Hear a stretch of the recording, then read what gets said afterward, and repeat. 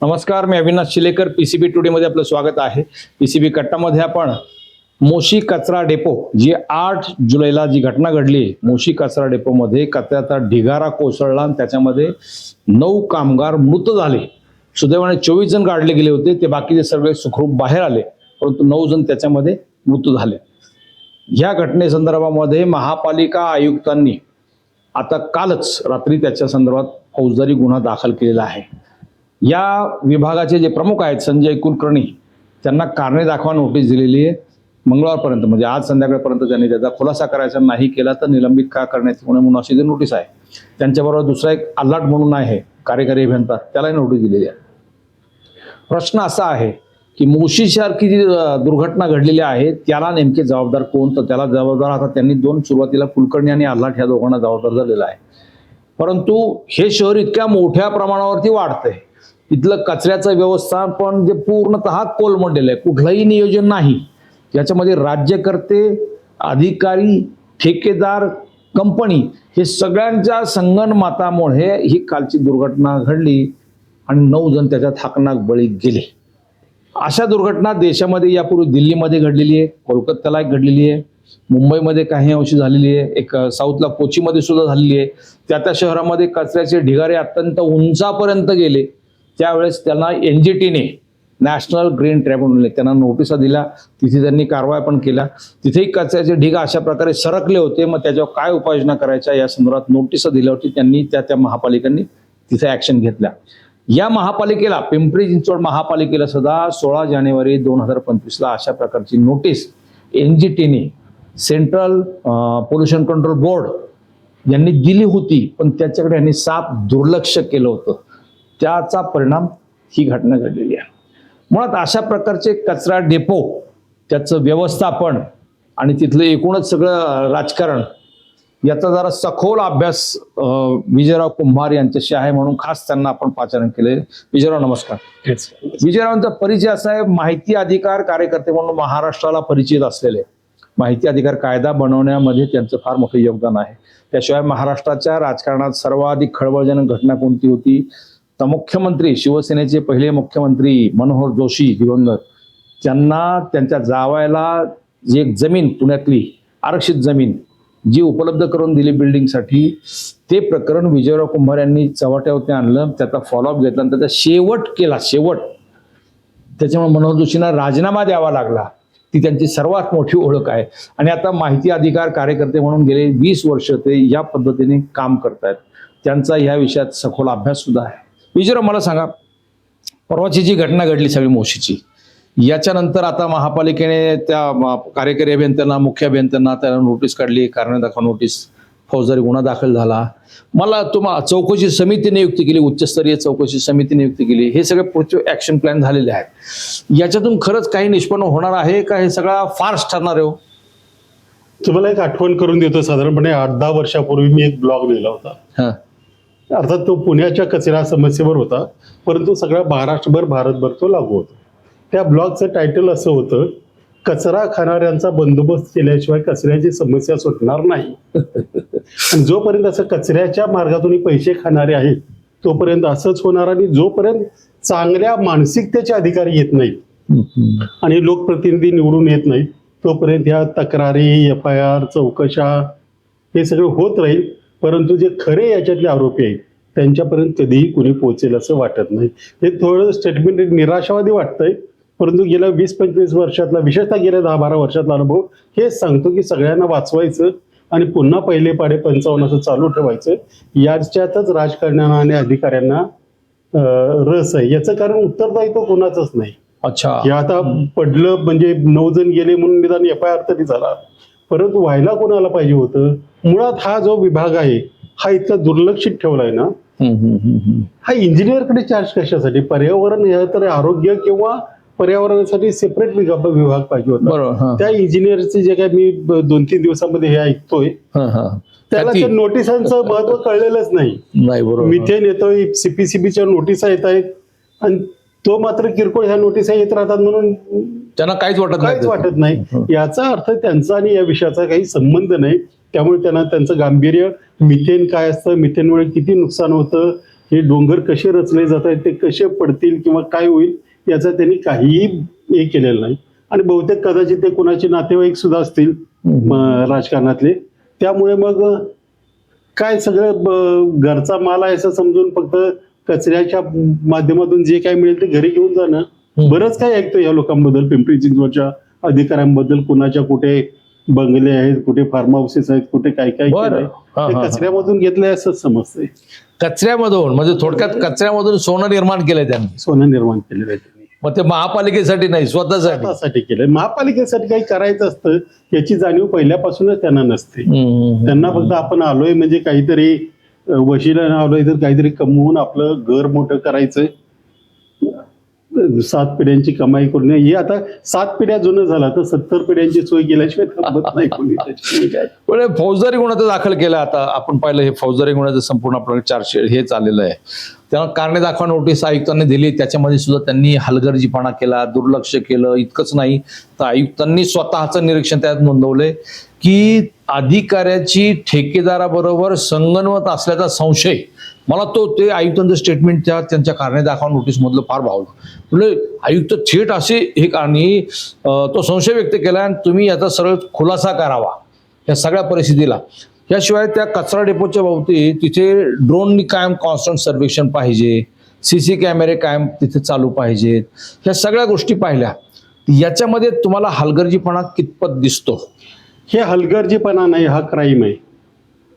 जे आयुक्तांनी म्हटलंय ना ते 100% सत्य आहे. जोपर्यंत या ठेकेदाराशी साठवलोट नसतं तोपर्यंत असं काही होत नाही. म्हणजे प्रोजेक्ट आणण्यापासून सगळे उद्योग हेच लोक करत असतात.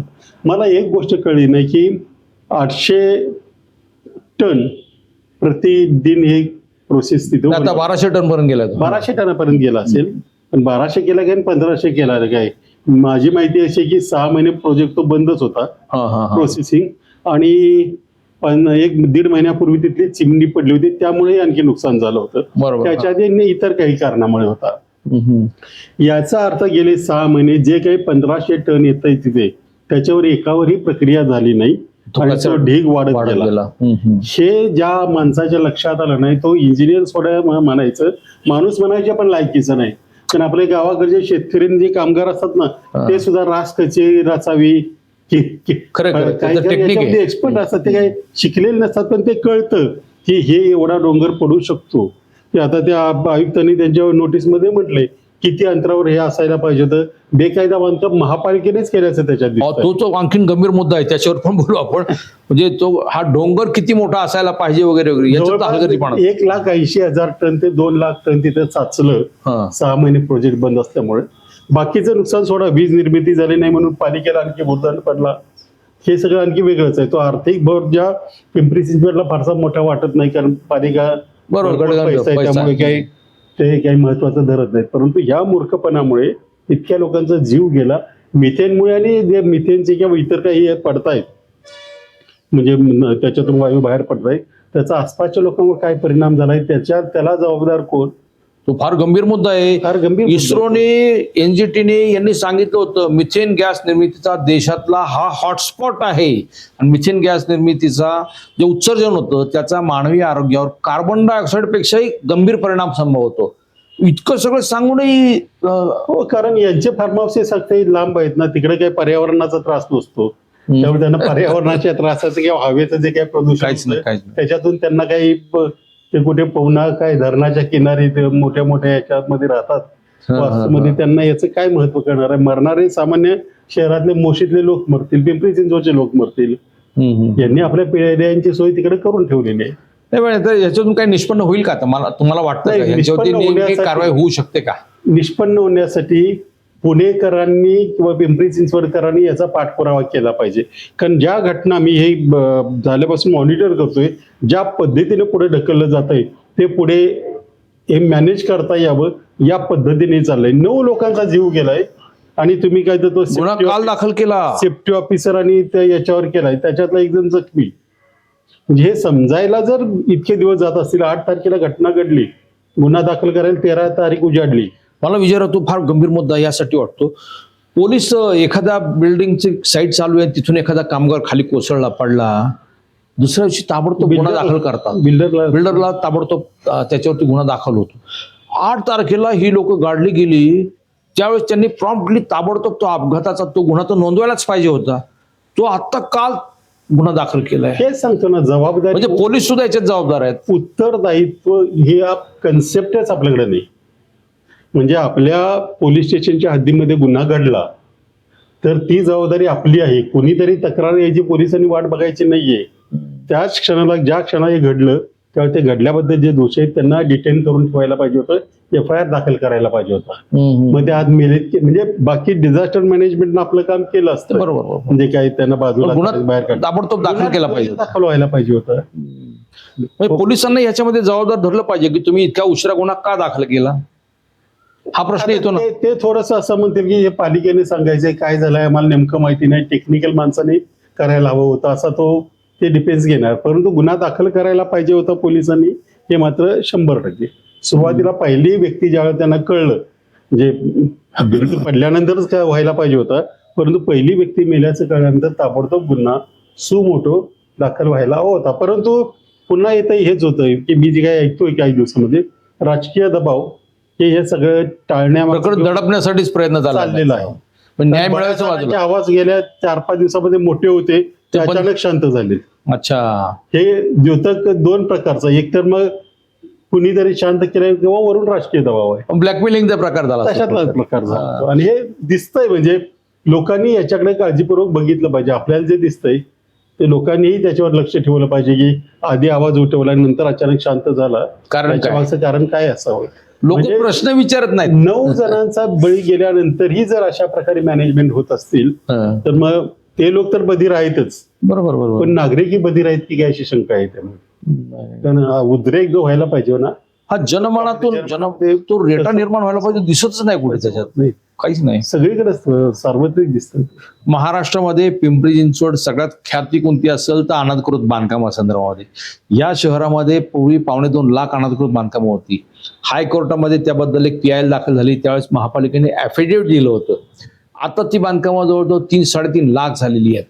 महापालिका अशा प्रकारे अनधिकृत बांधकामं बुलडोजर लावून कारवाई करते. कोदळवाडीची कारवाई 1.5 वर्षापूर्वीची माहिती आपल्याला. 100 बुलडोजर लावून त्यावेळेस कारवाई केली होती. आणि छोटू कारवाई चालूच असते, जिथं पैसे मिळत नाही तिथं ते इमारत पाडतात. बरोबर. महापालिकेने या मोशी कचरा डेपोमध्ये अनधिकृतपणे 3 मजली इमारती महापालिकेच्या अधिकार नाही, हा मोठा धक्कादायक प्रकार आहे.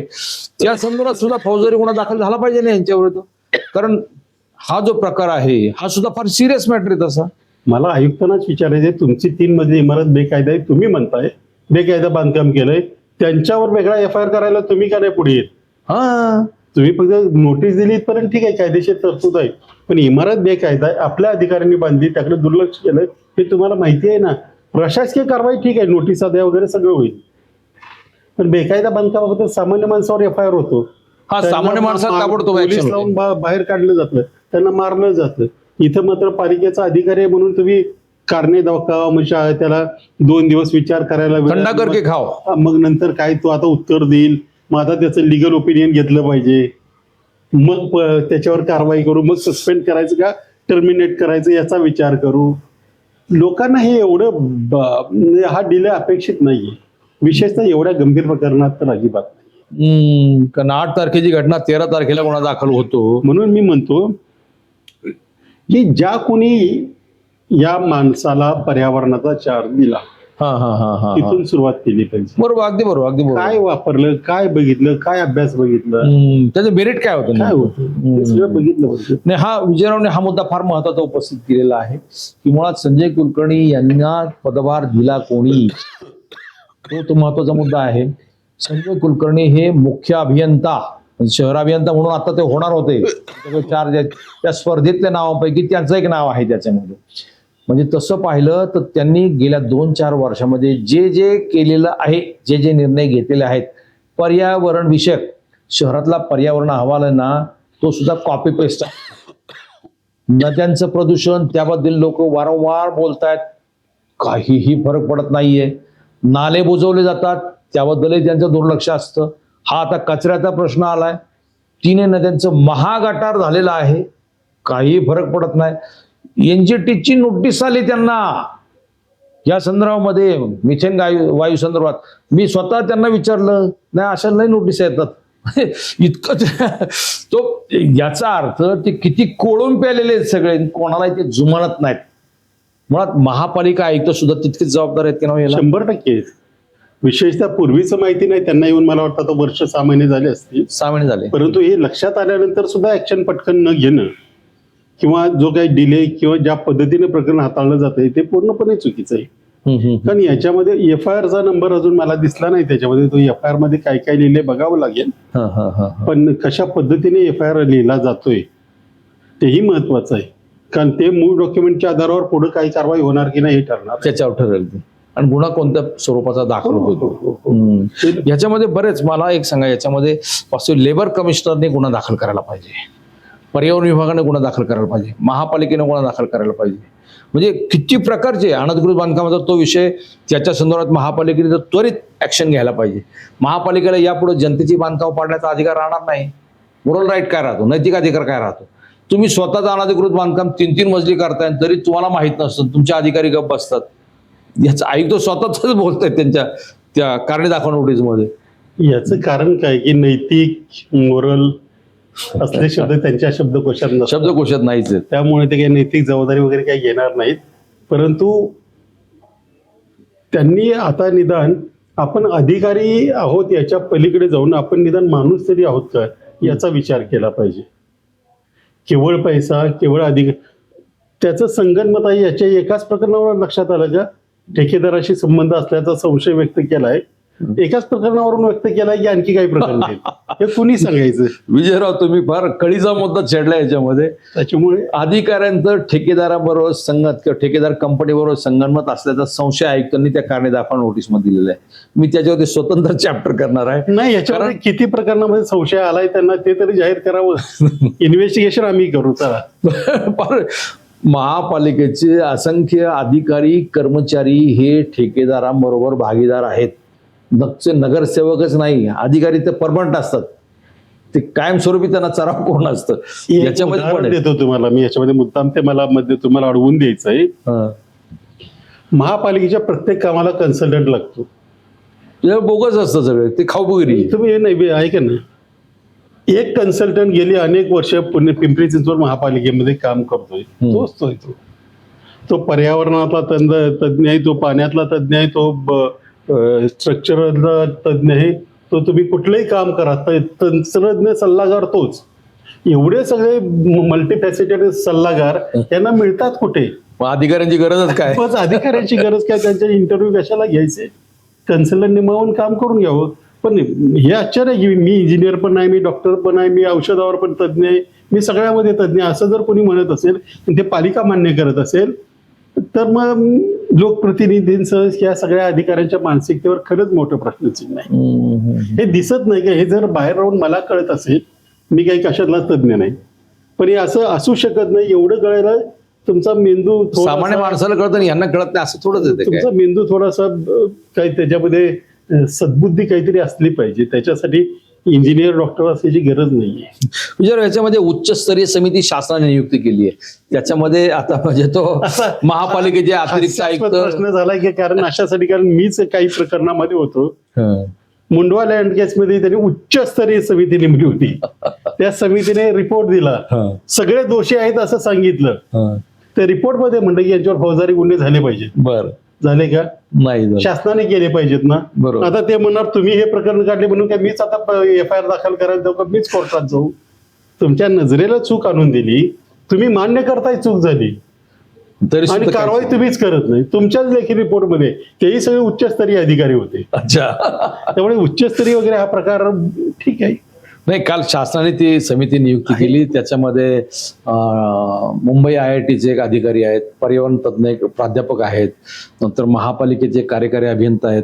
म्हणजे मोठ्या आपल्या विभागीय आयुक्त रिपोर्ट देतील, पुढे काय ते काही गुन्हा दाखल करणार नाही करणार. बरोबर. कदाचित उद्या असंही होईल की नाही, या संदर्भात गुन्हा दाखल झालाय, आता काही करायची गरज नाही म्हणून सगळं असं पण रफादफा होऊ शकतं. आणि बघितलं अनेक प्रकरणामध्ये आपण, आणि माझ्याच प्रकरणामध्ये सुद्धा अनेक ठिकाणी मी बघितलं. होय का?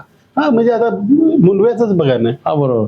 म्हणजे थोडक्यामध्ये शासन नियुक्त उच्चस्तरीय समिती हा निव्वळ एक प्रकारचा फारसा असतो. जे म्हटलं जातं की कुठेही महाराष्ट्रात किंवा देशात कुठं काय घडलं जातं त्याचा ठराविक किस्सा वरपर्यंत जातो. त्याच्यामुळे त्यांनी जर ठरवलं तर काहीच इथं होऊ द्यायचं नाही तर काहीही होणार नाही. सगळे शिडीचूप रस्त्यावर आहे, सरळ सुतासारखे सरळ येतील. पण ज्या अर्थी तिथून काही होत नाही त्या अर्थी इथून हे काय हे खाता येते ते बघत बसतील अशातला भाग नाही. त्यांना सुद्धा काहीतरी त्याच्यातला हे मिळत असणार आहे म्हणूनच तर ते असं होतं. नाहीतर गुन्हा घडला हे लक्षात झाल्यानंतर काही न होणं हे फार वाईट आहे. ते घडतंय आपल्या राज्यात देशात बघतोय आपण. थोडक्यामध्ये मी नेहमी म्हणतो की जर तुम्हाला याच्यामध्ये आपला ट्रॅफिक हवालदार 500 रुपये खाताना दिसला तर नक्की समजून चाला की त्याचा हिस्सा मंत्र्यापर्यंत जातोय. त्याने मंत्री आणि सचिवांनी ठरवलं की असं होऊ द्यायचं नाही तर कशाला तो बिचारा ते काय लपून दंड गोळा. आता मुंडेंची एक केस आहे ना, मुंडेंनी ठरवलं मंत्र्यांनी नाही, मुंडेंनी ठरवलं एफडीए मध्ये संपूर्ण राज्यामध्ये ज्या प्रकारे महिन्यात 1.5 महिन्यात कारवाई सुरू आहेत सगळे सुतासारखे सरळ झाले. विसळयुक्त दूध पनीर सगळं उठून फेकून देत आहेत, नष्ट करतायत. म्हणजे एका अधिकाऱ्याने ठरवलं तर होऊ शकतं. वरचा जो 1 नंबरचा असतो ना तो खूप महत्वाचा असतो. म्हणजे महापालिकेमध्ये आयुक्त, एफडीए मध्ये कमिशनर किंवा राज्यामध्ये मुख्य सचिव किंवा मुख्यमंत्री ते जर त्यांनी जर लक्ष दिलं तर काही भेसळ करायची कोणाची हिंमत नाही किंवा अशी बेकायदा कामं करायची कोणाची हिंमत नाही. हे का म्हणतात इस्रोची वॉर्निंग आहे, सीपीसीबीची नोटीस आहे, मिथेन गळतंय तरी हा जर अधिकारी म्हणत असेल की काही होत नाही अशा नोटिसा येत राहतात त्याचा अर्थ कोणाचा राजकीय आशीर्वाद त्याला म्हणजे काही होणार नाही. आता आपण निवांत बसणार आहोत, सुटणार आहोत. म्हणजे इतका होणार नाहीच हे मुळात. त्यातून झालंच तर निवांत सुटू हा विश्वास आहे. थोडक्यामध्ये मोशी कचरा डेपो प्रकरणामध्ये राज्य सरकारने जी उच्चस्तरीय समिती नियुक्ती केली, कारणे दाखवा नोटीस त्या संबंधित 2 अभियंत्यांना दिलेले आहे, कंपनीच्या विरोधात फौजदारी गुन्हा दाखल केलेला आहे वगैरे, हे सगळे आता सोपस्कर पार पडलेले आहे. प्रशासकीय सोपस्कर उच्चस्तरीय समिती 1 महिन्यानंतर त्यांचा प्राथमिक अहवाल देणार आहे. तो अंतरिम अहवाल आल्यानंतर 2 महिन्यानंतर त्यांचा तो शेवटचा रिपोर्ट येईल. तिथून पुढे काय ह्याच्यावरती कारवाई करायची ते 2 महिन्यामध्ये. Public memory is a very short. काल काय घडलं, काल काय जेवलं ते आज आठवत नाही. त्याच्यामुळे 2 महिन्यानंतर ह्या विषयावरती काय बोलायचं म्हटलं, साधं उदाहरण, फुगेवाडीमध्ये 24-25 लोक विषारी दारू पिऊन मिली. आता त्याला 2 महिने होत आले, मस्त चौकशी वगैरे वगैरे सगळं पुन्हा दाखल. पुढं काय झालं, सगळं शांत झालं, सगळे दारू भट्ट्या पुन्हा सुरू झाले सगळ्या. तसं 2 महिन्यानंतर हे प्रकरण लोकांना आठवलं की नाही याच्याविषयी शंका आहे. तुम्ही म्हणता ते बरोबर आहे. उच्चस्तरीय समिती तोपर्यंत हे भिजत घोंगडं तोपर्यंत चालू ठेवणार आणि तिथून पुढे ती ऍक्शन होणार नाही होणार माहित नाही. जसं विचाराने सांगितलं, त्यांच्या एका प्रकरणामध्ये उच्चस्तरीय समिती मुंड्याच्या प्रकरणात, जमीन प्रकरणात नियुक्त केली होती. समितीने रिपोर्ट दिला, गुन्हा दाखल झाला नाही, काय नाही, प्रकरण सगळे रफादफा. तसं पुढचं सांगता येत नाही. थोडक्यात उच्चस्तरीय समितीतून सुद्धा काही निष्पन्न होईल याची शाश्वती बिलकुल उरलेली नाही. 9 मृतात्म्यांना न्याय कसा मिळणार? ह्या 9 जण बळी गेले. न्याय देण्यासाठी पिंपरी चिंचवडच्या नागरिकांनी या प्रकरणावर लक्ष ठेवलं पाहिजे, आवाज उठवला पाहिजे, वारंवार आयुक्तांना जाब विचारला पाहिजे. काय झालं, माझं एक कॅम्पेन चालू आहे, प्रश्न विचारलाच पाहिजे. प्रत्येकाने प्रश्न विचारला पाहिजे, रोज प्रश्न विचारला पाहिजे. काय झालं, खरं काय झालं, कोण जबाबदार आहे, कुणी काय करायचं हे विचारा. ते प्रश्न विचारला तरच. आणि हे तो मिथेन फक्त मोशी डेपोतून गळत होता असं मला नाही म्हणायचं. आणखी कुठे आता जे गटार आपण बघतोय त्याच्यातून काय बाहेर पडलंय, त्याच्यातून काय निष्पन्न, आपण अजून म्हणजे अनभिज्ञ आहोत म्हणून समाधानी आहोत, सुखी आहोत, अज्ञानात सुख आहे. जर हे खरंच मोठ्या प्रमाणावर असेल पिंपरी चिंचवडमध्ये तर आपण आपल्या घरातही सुरक्षित नाही. एवढे लक्षात ठेवून नागरिकांनी वागलं पाहिजे. खरं राजकारण्यांकडून आणि यांच्याकडून आता अपेक्षा ठेवण्यात काय अर्थ राहिला नाही. थोडक्यामध्ये या प्रकरणात जर न्याय मिळायचा असेल, या 9 जे मृत झालेले आहेत त्यांना खऱ्या अर्थाने न्याय द्यायचा असेल, जनतेच्या मनात ते असलं पाहिजे. राज्यकर्त्यांच्या मनात मला वाटत नाही. विजयराव म्हणतात त्यांचे अनुभव पण आहेत. राज्यकर्ते, प्रशासकीय अधिकारी हे सगळे इतके भ्रष्ट झालेले आहेत, ते हे सगळं सोपस्कर जनमत आता वर्तमानपत्रातून जे थोडक्यामध्ये मीडिया कॅम्पेन चालू आहे त्याच्यामुळे हे आता हे सोपस्कर पार पाडतात. का तर स्वतःचा बचाव करण्यासाठी. जोपर्यंत जनता झोपेतून जागी होत नाही तोपर्यंत यातून काही निष्पन्न होणं वाटत नाही. जनमताचा रेटा हा अत्यंत आवश्यक आहे. तर ह्या 9 निष्पाप नागरिकांचा जो बळी गेला त्यांच्या कुटुंबाला न्याय मिळेल. विजयराव, तुम्ही चर्चेत सहभाग घेतलात, खूप खूप धन्यवाद.